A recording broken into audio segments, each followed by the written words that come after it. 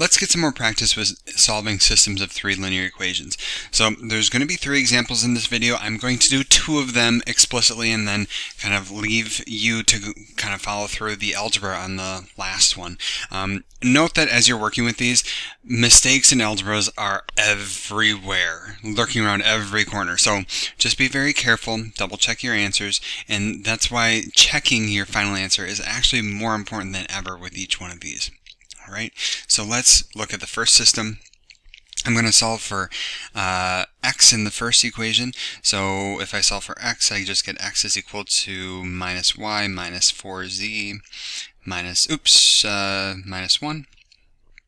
Substitute that into equation 2, and what I end up getting there, so 3 and then minus y minus 4z minus 1 is equal to, actually plus y minus 4z is equal to 3. See, I almost made a mistake there, so watch out. But I end up with minus 3y minus 12z minus 3, remembering to distribute, plus y minus 4z is equal to 3. And this one, it doesn't much matter what I solve for. I'm going to solve for y, I think. So minus 2y, let's see, I have minus 16z in total. Move that to the other side, so I get 16z. Move the 3 to the other side, I get 6 over there. So then y is equal to minus 8z minus 4. Okay, and consequently, I can come back over here and change my expression for x to be minus 8z minus 4 minus 1. Okay, so then, minus 4z minus 1. That's why we don't go quickly, Professor Bright.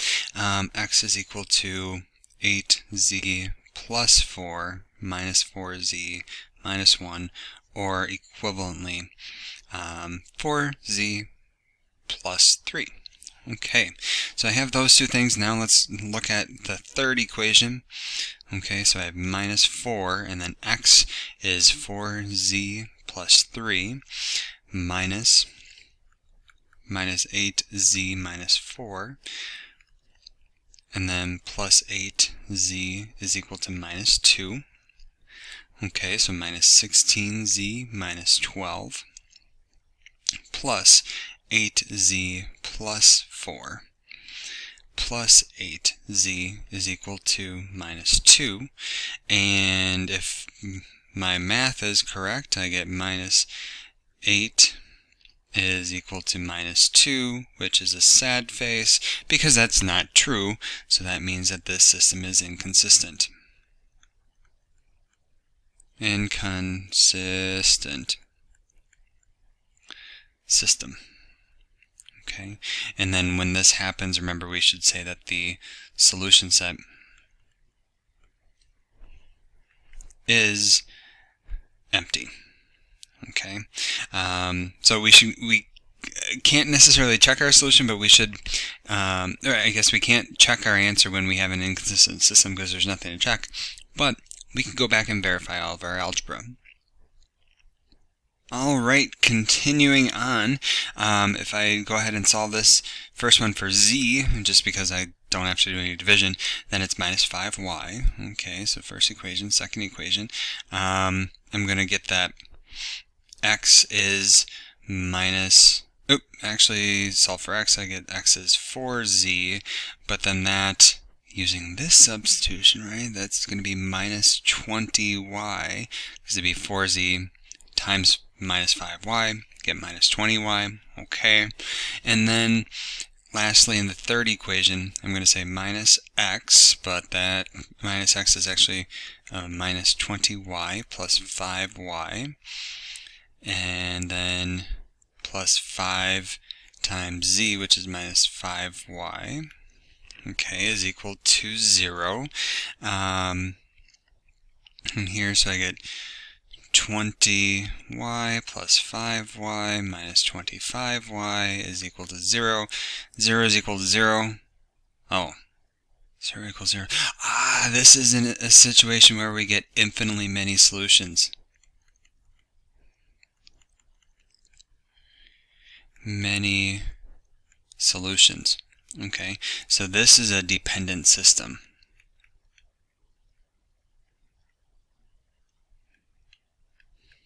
Okay, now previously we would say that the solution set is, and then we would have, x, y, and z, right? But now I want to give or acknowledge what I found previously and say that when we found z, we said z is actually negative 5y. Okay, so instead of writing z, I'm just going to write negative 5y. Similarly, x was 4z, which we found out to be negative 20y. So I would write my solution set in this manner, where we have one variable, and then we can pick any value of that variable that we want, and then consequently determine the value of x and y, or x and z, based on that value of y. All right. So